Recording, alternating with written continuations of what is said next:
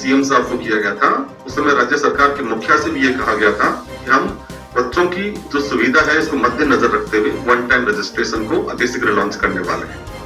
आज Rajasthan public service commission के लिए और राजस्थान के युवाओं के लिए ये अत्यंत ही हर्ष का विषय है कि जिस वजह से अनेकों लिटिगेशंस हुआ करते थे, उन लिटिगेशन से अभ्यर्थियों को एवं राजस्थान लोक सेवा आयोग को भी निजात मिलेगी। आरपीएससी में आज से वन टाइम रजिस्ट्रेशन प्रोसेस हुआ शुरू। कुमावत कमेटी की सिफारिश पर कार्यवाहक अध्यक्ष डॉक्टर शिव सिंह राठौड़ ने शुरू किया वन टाइम रजिस्ट्रेशन। राजस्थान लोक सेवा आयोग की परीक्षाओं में भर्ती के लिए आवेदन करने वाले लाखों अभ्यर्थियों के लिए सोमवार से वन टाइम रजिस्ट्रेशन प्रोसेस की शुरुआत कर दी गई। राजस्थान लोक सेवा आयोग में कार्यवाहक अध्यक्ष डॉक्टर शिव सिंह राठौड़ ने सोमवार को वन टाइम रजिस्ट्रेशन प्रोसेस की शुरुआत करते हुए पत्रकारों को बताया कि इस प्रोसेस से अभ्यर्थियों और आयोग दोनों को ही काफ़ी फायदा होने वाला है। अभ्यर्थियों को केवल एक बार ऑनलाइन फॉर्म भरने के साथ सूचनाएं आयोग को देनी होंगी। इसके बाद अभ्यर्थी सिर्फ निर्धारित परीक्षा शुल्क देकर अलग अलग परीक्षाओं में शामिल हो सकेंगे।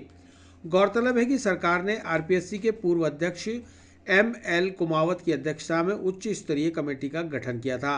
कमेटी के द्वारा कार्मिक विभाग को आरपीएससी को समय पर अभ्यर्थियों के लिए सूचनाएं भेजने, परीक्षाओं के आयोजन सहित बार बार फॉर्म भरवाने के बजाय वन टाइम रजिस्ट्रेशन की सिफारिश की थी, जिसकी गाइडलाइन पिछले साल ही जारी की जा चुकी थी। ऐसे में वन टाइम रजिस्ट्रेशन से वेबसाइट पर एक बार ऑनलाइन फॉर्म भरना होगा।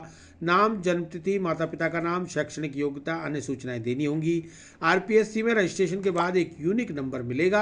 अभ्यर्थियों के दस्तावेज आयोग के डिजिटल वॉलेट में सुरक्षित रहेंगे और दस्तावेज सत्यापन में भी वन टाइम रजिस्ट्रेशन रहेगा। पोर्टल के लॉन्च में आप सब पधारे आगंतुकों का स्वागत है, बहुत बहुत धन्यवाद है। ये one time registration Rajasthan public service commission के लिए बहुत लंबे समय से एक चर्चा का विषय रहा है। काफी लंबे समय से, जब से इसकी स्थापना हुई है तब से अगर अपन नवाचारों की बात करें तो 22 दिसंबर 1949 से लेकर आज तक लगभग 72 वर्ष पूर्ण हो चुके हैं। इन 72 वर्ष के अंदर राजस्थान लोक सेवा आयोग ने विभिन्न समय पर अनेकों नवाचार किए। जब से आईटी इंट्रोड्यूस हुई है उसके बाद से नवाचार काफी आरपीएससी ने किए हैं। हाल ही में जो हमने स्टैंडिंग कमेटी की बैठक आयोजित की थी, इसके अंदर भी यूपीएससी चेयरमैन और 10 स्टेट पीएससी चेयरमैन ने राजस्थान लोक सेवा आयोग द्वारा किए गए नवाचारों की काफी तारीफ की, प्रशंसा की। इस स्टैंडिंग कमेटी की बैठक में हमने कहा था कि 10 जनवरी को हम वन टाइम रजिस्ट्रेशन पोर्टल को लॉन्च करेंगे। इससे पूर्व स्थापना दिवस पर और एक जो पीपीटी प्रेजेंट सीएम साहब को किया गया था, उस समय राज्य सरकार के मुखिया से भी ये कहा गया था कि हम बच्चों की जो सुविधा है इसको मद्देनजर रखते हुए वन टाइम रजिस्ट्रेशन को अतिशीघ्र लॉन्च करने वाले हैं।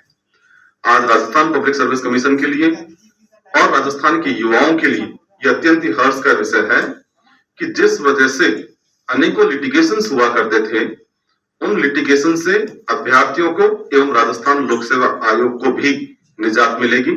क्योंकि अधिकांश जो हमारे पास परिवेदनाएं आती थी, जिसके अंदर नाम परिवर्तन, जन्म तिथि का परिवर्तन, अपनी कैटेगरी का परिवर्तन और इस तरह के संबंधित जो छोटे छोटे परिवर्तन थे, जिस वजह से अनवांटेड लिटिगेशंस होते थे और जिससे भर्ती प्रक्रियाएं डिले होती थी, ये राज्य सरकार के लिए भी चिंता का विषय था, राजस्थान लोक सेवा आयोग के लिए भी चिंता का विषय था और अभ्यर्थियों के लिए भी चिंता का विषय था।